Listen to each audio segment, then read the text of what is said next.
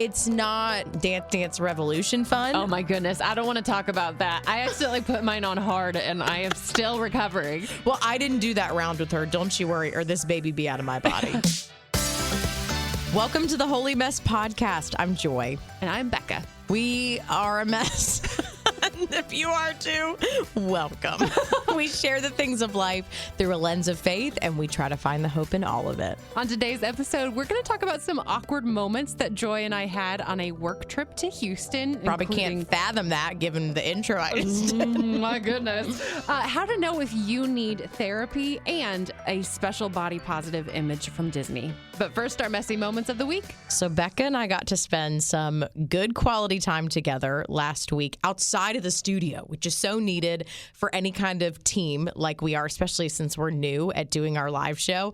And we had a work trip we got to do together to Houston, Texas. You'd been one time, right? I had been a couple times at that point, yeah. We merged with a radio station there, so you had gone to do some reconnaissance. Yes, and then I had gone one other time for a personal reason. I know nothing about Houston. I just know it's very humid, but when we were there, loved it. Beautiful. It was so enjoyable. And at some point, Becca and I got to go have some fun together. This was so special because I don't have fun. Oh my God, that was the saddest realization that I think has ever come out of this podcast. Well, I have fun when, I get to examine rocks with my toddler. It's different fun. It's different. It's not Dance Dance Revolution fun. Oh my goodness, I don't want to talk about that. I accidentally put mine on hard and I am still recovering. Well, I didn't do that round with her. Don't you worry, or this baby be out of my body. I would no longer be pregnant had I tried to do what Becca did. I did easy and felt good about myself, but it was like one dance move every minute. Yeah. It was so simple. So we just went. It was kind of like a Dave and Buster's for adults, and we got to be together, and Becca signed me up for laser tag. Well, it's funny because we had one of our execs there with us, and I love her. She's great. And she decided to do laser tag. So she and I went to sign up. And I'm like, oh, it put us down for 3 Joys going. And Nancy, who's wonderful, the exec, she goes, well, can pregnant women play laser tag? And I go, it doesn't matter. She's playing laser tag. I love how Nancy was like, let's look out for her health. And Becca was like, no. I'd like to shoot her with a laser. So sign her right up. We were on the same team. I was so excited about it. And then as I walked up to do it, I looked at my 7-month pregnant body and I was like, is this a good idea? Yes. And then I pulled up my phone, and because I'm an Enneagram 6 and I'm scared of everything, I was like, wait a minute, is this going to hurt the baby? It's not real lasers. Well, I didn't know. I thought maybe it could go through the belly, penetrate, hurt her eyes. I don't really know. And so I start Googling it, and you're right, totally safe for pregnant women. Probably not advised, but it's, oh really? I mean, oh now I feel bad. Well, it's fine. It's like a lot of exercise and a lot of crazy stress, but like whatever. This is why. Well, actually, I don't remember why it's my mess of the week. Hold on, I was gonna say this is why it's my mess, but I went crazy in there. No, you dominated. I went crazy in a way that I haven't done in a long time. What you probably don't know is I fell in love with my husband playing laser tag. And then it's something that we've done many times since. And I always just get really intense. I have 3 brothers. I feel like my survival instincts just kick in. And I'm like, why was I not in the military? And, well, that's probably a stretch. But to be honest, we were kind of planning to sacrifice you. Be wow. Like, hey, aim at the pregnant woman while we sneak up behind you. I'm slow and twice as big. That's why I wanted you to play, honestly. And then I went so crazy. And there were teams, which I didn't even know going in. And there was a moment where this guy just kept picking us off one by one and no one could get to him. And so I gathered, I don't even know what came over me. I became like a sergeant. Yes, military. And I got my team together and I said, we're taking him out. We need to go on 3. And then I counted down and they all just turned around and started shooting. And I said, no, this is an ambush. We're going. We can't all make it out. And so I got him together and there was like 4 of us. We attacked him and then just like shot him into a corner. This sounds so terrible. It's just lasers. It's just lasers. And he was very scared of me, and I got second place in the whole thing. You did a great job. I was so shocked. Seriously, I was like, okay, this is going to make it easy for us because she's slow and pregnant. And then you dominated all of us. Apparently, I'm faster pregnant. I think there's something about the motherhood instincts of like survival and protection that I really tapped into. Interesting. And I think pregnant women would be even better at stuff like this. We are slower and we cry easily and we're hungry all the time, but we're really aggressive. You have a lot going for you. The people don't give you enough credit, and I'm one of them. Thanks, Becca. You wanted to sacrifice me, and I was like, joke's on you. My mess, also from the Houston trip, and this is kind of a two-parter. First of all, I want to my messy part is truly the struggle to remember people's names because our company has about 200 people, and they're spread out around the country, and this is going to sound so self-centered, but they know us better than we know them because we are on the radio every day. And I try to make an effort to get to know people and remember their names and remember where they're from and what not what their deal is, but you know what I mean, like their story. But I had an entire conversation with a woman that I thought I had met the day before. And apparently that was our first time meeting. I'm going deep with her. I'm like, oh yeah, what about? And she was confused the entire time because I just kept bringing things up that I thought we had already talked about. Becca, do you think she was someone else? Like she looked similar? She looked like someone I had met the day before and had a lovely conversation with. And finally she goes, who do you think I am? I'm like, you're Courtney. She's like, no, I'm not. Who was it? I don't remember. Oh, no. Joy is such a mess. There are so many people there who had like all these meetings with their particular departments. Yes. But since we're more on air people, there's not very many of us. And so we're trying to meet everyone. I think it's sweet, though, that you went deep with her right off the giddy up. But the fact that she really realized you didn't know who she was is sad. I know. I was trying so hard because I didn't want to do the thing where you introduce yourself to someone you just met. I did that many times. Everyone hates me now. No, that's not true. Yeah, we were on our way back to the airport, and there was a woman on the bus, and I said, "Oh, I'm so sorry I didn't get to meet you." And she just very straight went, "I met you yesterday," and did not give me her name or anything. And I was like, "Have a nice flight." You don't deserve her name at that point. No. But the part of the trip I did want to bring up because it was just kind of a moment of personal growth, and this is kind of less of a mess than it normally would be, but. At the place we went to, the Grown Up Dave & Buster's, it's called Main Event. I guess that's a chain all across the country. We just don't have one where we live. But they had a high ropes course. And so yes, I decided to do it. And here's the thing. I'm not afraid of heights, but I am terribly afraid of falling. And it's different. The last time I did a high ropes course, I was frozen.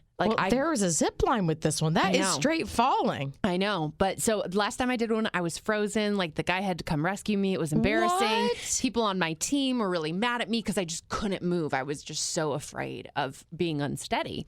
And so at this place on this trip, I'm like, I'm going to do the high ropes course. I can't believe you decided to do it, knowing that might happen. We were supposed to have fun together. I know. And so, but I'm like, no, I feel like I need to prove to myself that I can do this. And the first trip around the course was really shaky. The entire time I was just going, oh no, oh no, oh no, oh no, oh no. The entire time I did the zip line and I screamed. And then I was like, hey, I survived. And then I did it again. Well, I must have seen Becca on the second time around because I looked up and I thought, she's so confident and brave. I ran and jumped. I'm so impressed with you. What do you think changed between the last time you did it and this time? And this is why I wanted to bring this up. I think that there is some interpersonal growth that has kind of outwardly expressed itself. And I know this doesn't maybe make sense for the correlation, but my husband, Joey, being ill, I've had to learn to be brave. I've had to learn to take on more than I ever thought possible. I have learned that I need to compartmentalize and just focus on what's right in front of me. And I feel like for me, being able to do a high ropes course was a proof of personal growth. Yeah. And it wasn't a growth of like, oh, I'm less afraid of falling and being strapped in.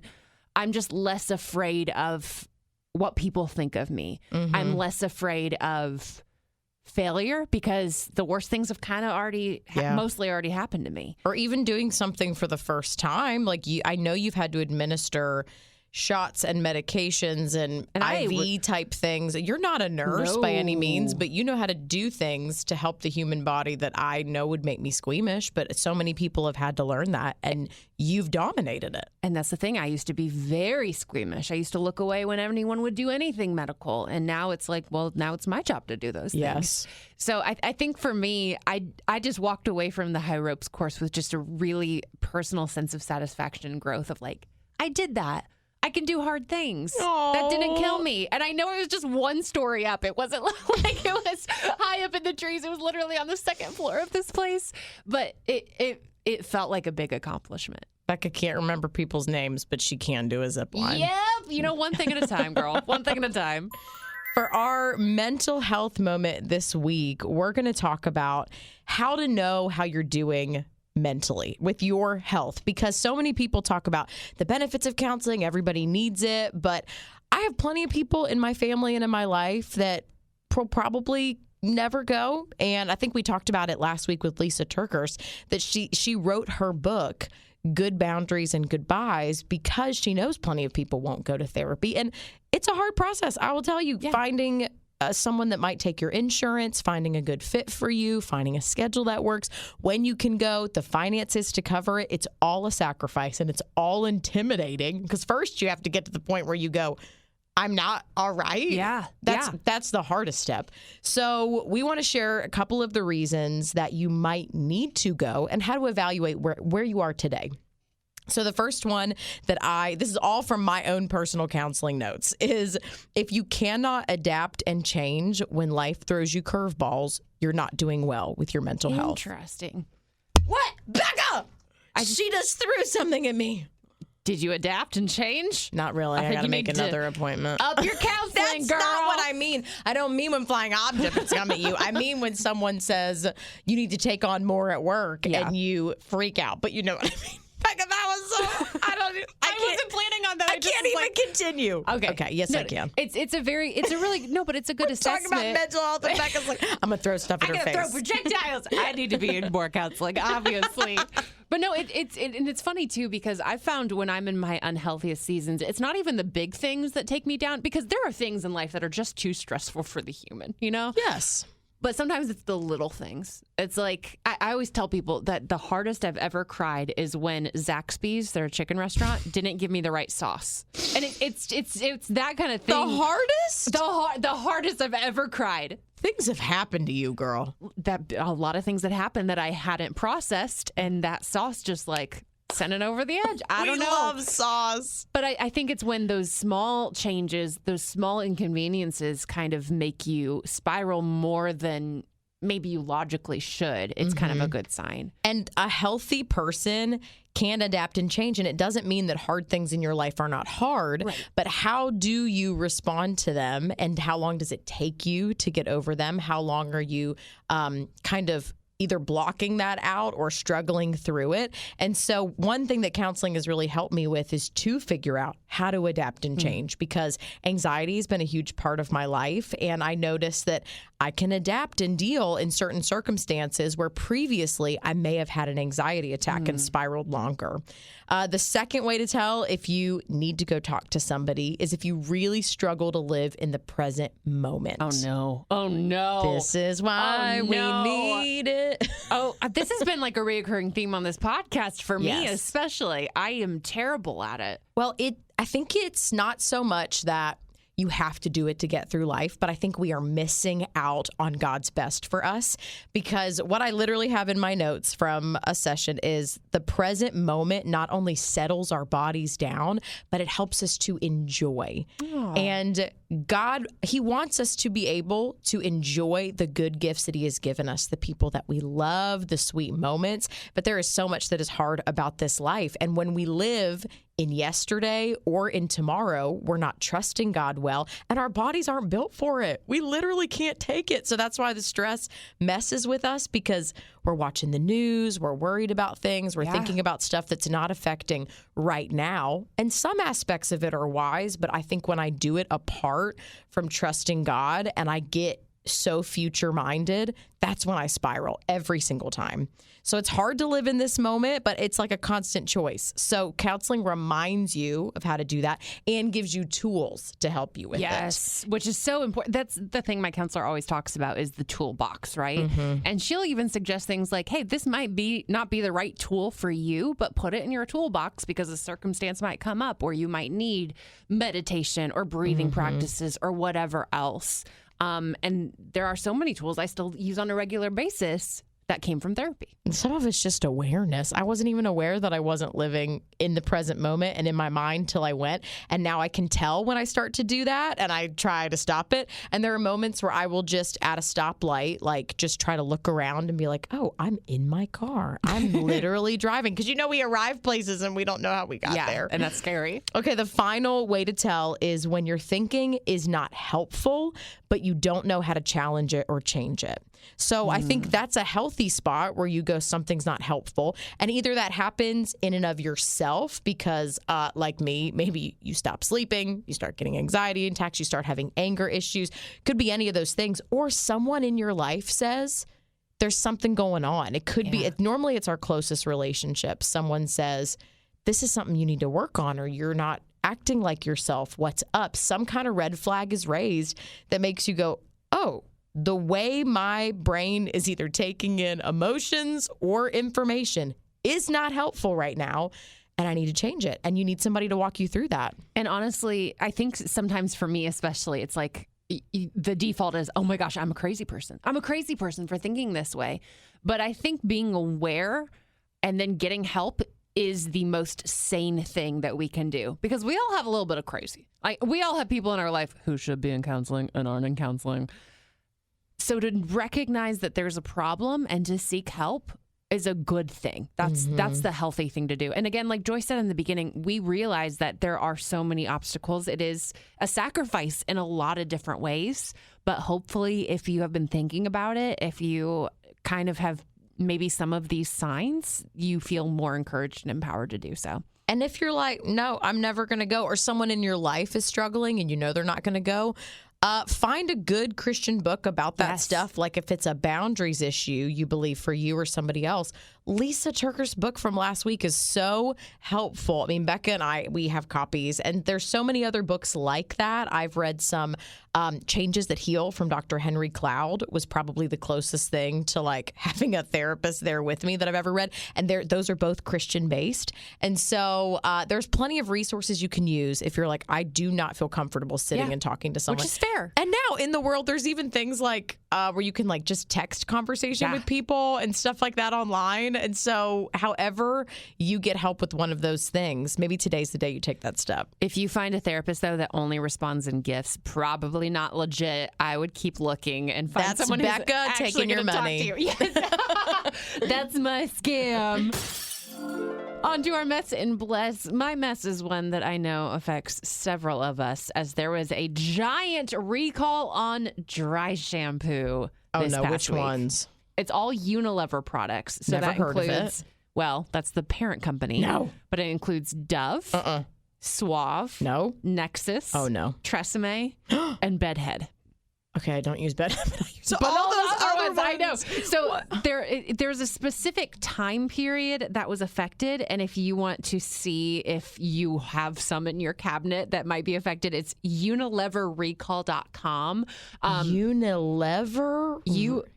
UNILEVER recall.com. What? Why? What's wrong Unilever? with it?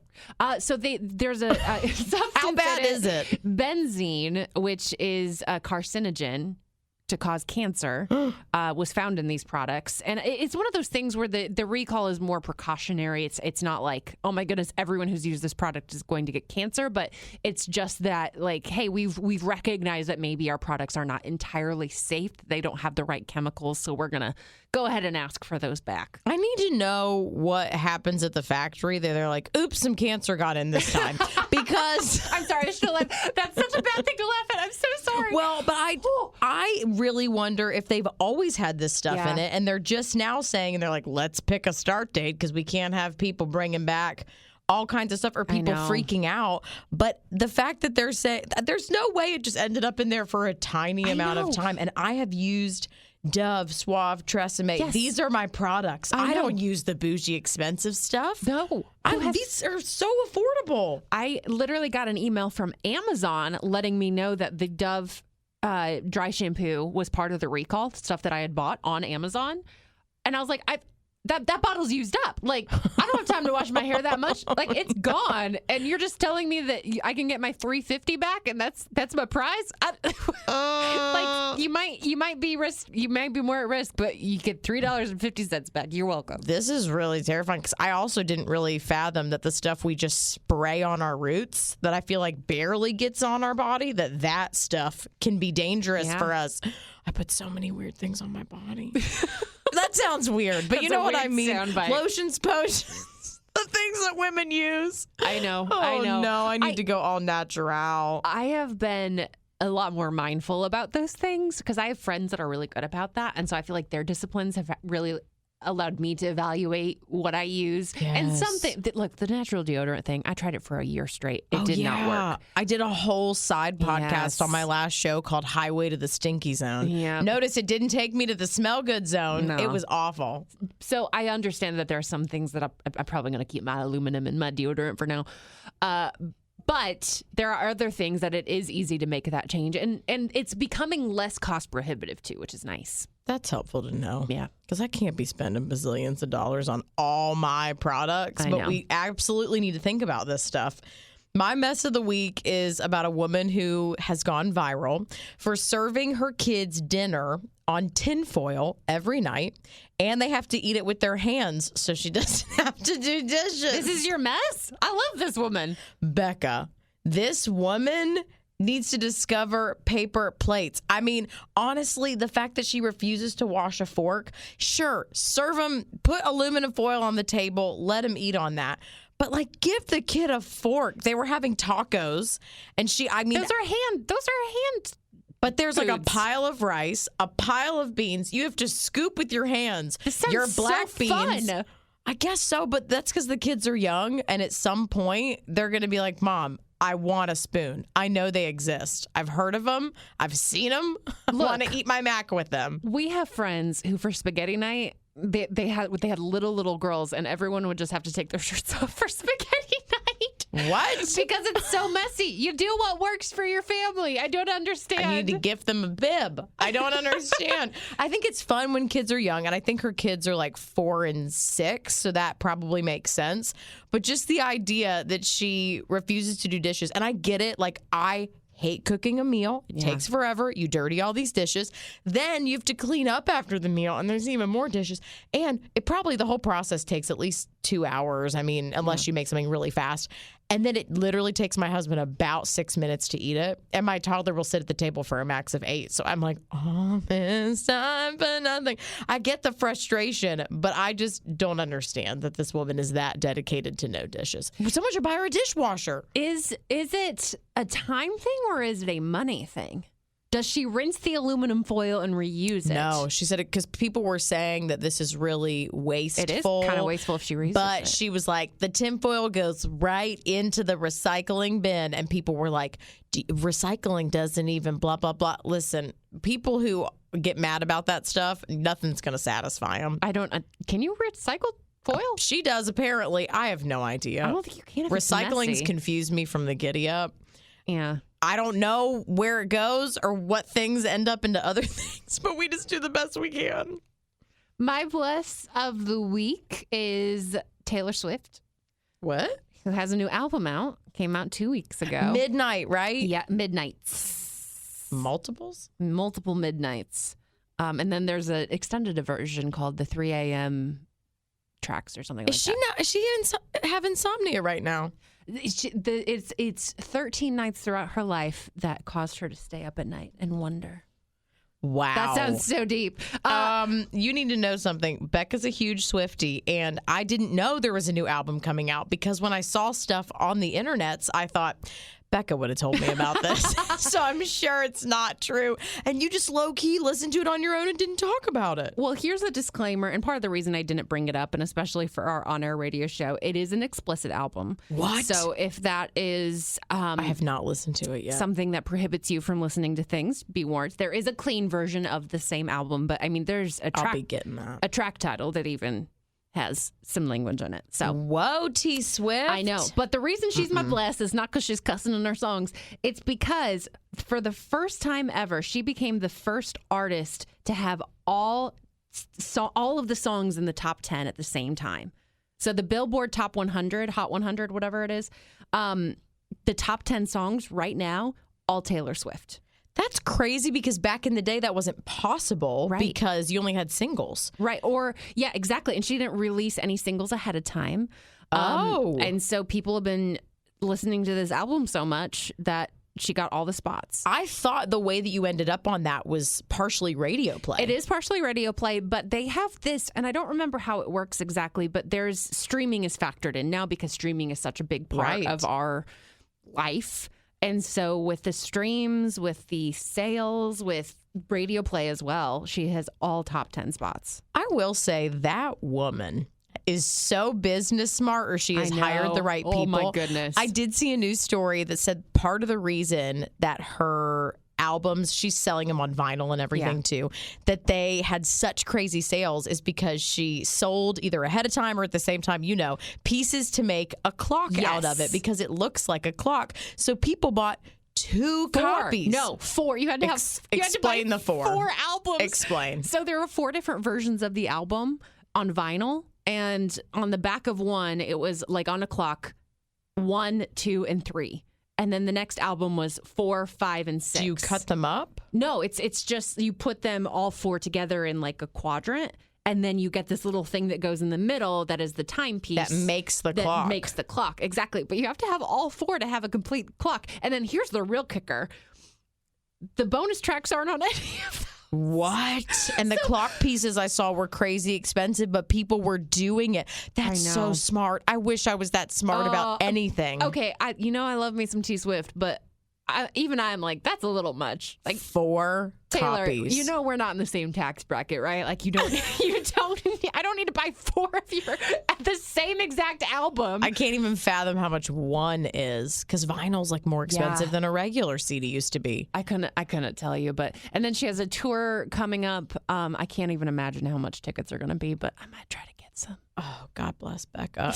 My bless this week is a Disney short that is making a lot of conversation happen online. It's actually going to be the first plus-size lead that Disney has ever had, which I have trouble realizing that that's the fact because I felt like we've probably had some at some point. But the story's going to be really sweet. It's about a girl who gets into a ballet class, but she feels really judged. It says that she has body dysmorphia, but I don't really know, since I haven't seen it yet, what that means. If she believes herself to be bigger than she is, or if she just has some complex body issues. But this is not something that Disney's ever delved into before, and it's something that so many women deal with, probably men as well. It's called Reflect. And it's this new thing that Disney's trying. They're doing short circuit experimental films. So you know how they use, like Pixar has shorts, but I guess Disney's never done them quite like this before. So I'm pretty excited to see it. The preview is really precious. I mean, she's clearly a beautiful ballet dancer, so good at what she does. And that's, I know, an industry that is very tough on your body and how it looks. And there are so many women that have probably struggled, but they are so stinking beautiful at dancing. It's a topic that needs to be touched on, and so I'm grateful that Disney said, well, we're going to try to go there. I'm interested to see how they handle it. I think I love that Disney does delve into these things because, I mean, the first time I was really aware of being a bit pudgier, having more baby weight, was pretty young. Like, it starts early. And so to have it addressed in a form that so many kids consume, in a form that they can kind of wrap their brains around, and I'm assuming it's a very body positive message. Why wouldn't it be? It's Disney. I think it's more needed than most people realize. I mean, I remember being in 4th grade, Hannah Thomas poking me in the stomach and being like, "You really packing it on there, Becca." 4th grade. And you do not forget that. You don't forget those things. I'm sure she's a lovely person now, but but if you're listening to the you. podcast, email us. There's some reconciliation that needs to happen. It sticks with you though, and it definitely. I just that first time that the glass is shattered and you start to see yourself with negative eyes, and it just kind of spirals out of control from there. So to be able to get kids when they're younger and really let them know that they're beautiful is great. I think it could also be a good conversation starter. I mean, I had plenty of body image issues growing up, but anything that I think parents can watch with kids and then have a conversation after is really beautiful. One woman who is a dancer who saw the preview online said, growing up, I was always the biggest girl in my ballet classes, and I would give anything to show this to my younger self and say, it's going to be okay. Yeah. And I think there's beauty in that too, because we're learning from some of the mistakes of the past and figuring out how to handle the sad reality that so many girls around age 10 and up deal with shame, deal with anxiety, deal with body image issues. And how do we address these? And no, we don't need to rely on Disney to do that for us. But when they bring it up, let's use it to the best of our ability. Thank you so much for listening. If you got something out of this episode, we would love if you would share it with a friend. To be notified every time there's a new episode, simply text the word MESS, MESS, to 91979. And if you have anything you want to share with us, we'd love to hear from you. Email us at holymess@wayfm.com. Thanks for being a part of our messy family.